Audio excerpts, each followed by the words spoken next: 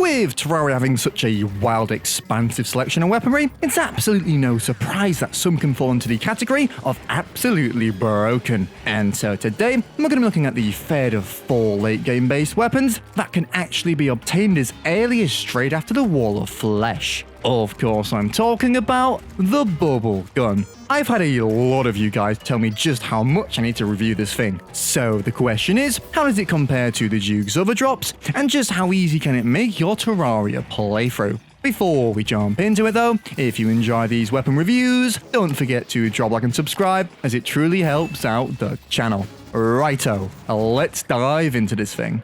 As mentioned, the bubble gun is in fact a Duke Fishron drop, meaning as per, you can either wait till around post Terra when you match its power level, or do the crazy and try and defeat him as early as physically possible after entering hard mode. Of course though, before any of this, we need to head to our underground mushroom biome and gather a bunch of truffle worms, which still till this day, despite what the wiki and bestiary says, I don't find rare at all, and if farmed with a water candle and battle potion, will only take you about 10 minutes or so to catch more than you'll ever need. So, with these in hand, head to your ocean, making sure you've built a nice flat platform, and cast that line out for our first attempt. Right, where do we start with this thing? Well, assuming you are playing hardcore mage for the bubble gun, luckily we have a lot of great items at our disposal.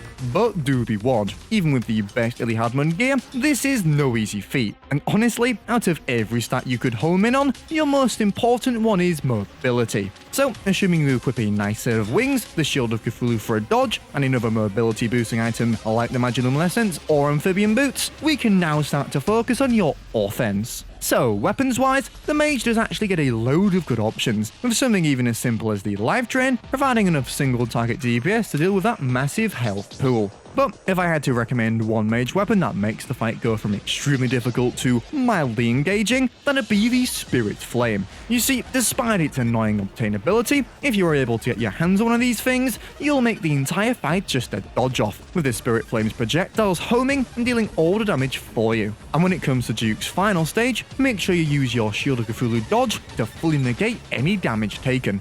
And with that, the Duke is down. Oh, and of course with only a 20% drop rate from his treasure bag, it's likely you'll need to repeat this process a few more times. But by using the much better gear you would have obtained from the first kill, this shouldn't take a fraction of the time. Alright, let's see what it's all about. The bubble gun is truly just a single target monster, dealing some of the highest damage I've ever seen on this dummy. And of course, considering we just obtained this pre-mech boss, it's basically going to blow anything out the water till post-Pantera and allow you to blitz through the game until this point. So assuming we are around this progression point, even compared to the legendary Razorpine, I found its DPS potential to be about 20% higher, which is just utterly insane to think about. And yeah, for taking down single targets at least, the bubble gun does of course trump the Razorblade Typhoon, which you may already have at this point from your Duke farming. However, that does move me on to a sort of weakness of the bubble gun. You see, like the Razorpine, its multi-target performance doesn't really push it any further, which compared to the Razorblade Typhoon,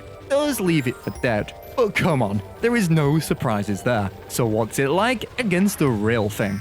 Well, as you'd expect, with it having a similar-ish functionality to the Razorpine, it can take down this group of mimics at lightning speeds, if not a little faster due to its high DPS. To be expected though, the Razorblade Typhoon does make a joke of them. But you know, it's about to get its own back. With it being able to absolutely delete this group of much tankier biomimics, its speed's once again slightly quicker than the Razorpine. Which does now lead me on to the one elephant in the room we need to address. Its abysmal range. Yeah, this could be a real deal breaker. The only good news is though, the way in which the bubble projectiles sustain can help resolve this, which can be seen in action against bosses. As you'd expect, for those of you Terrarians who obtain this thing early, the mech bosses will be nothing of a small pothole as opposed to the huge hill they normally are, with ironically, the Destroyer being the hardest to kill out of the three. And to be honest, past this point, it doesn't really get much harder for a while, with its range not being an issue against Pantera whatsoever. And shocking no one, a sub 1 minute kill against Golem, requiring very little effort to annihilate. So at this point, we're finally caught up to a reasonable place in progression to use this thing. So let's see how it fares against something a little more on its wavelength. And to be honest, the Cultist has to be the only fight so far where I think you could select something else more effective, but it's still far from bad, dealing still insane amounts of DPS when fired up close, and taking it out very, very quickly. And then moving on to the pillars, I actually found the bubble gun to work the best against the more defensive-based pillars, being able to fill an area with its deadly bubbles for a long period of time. So with this in mind, how does it fare against the Moonlord?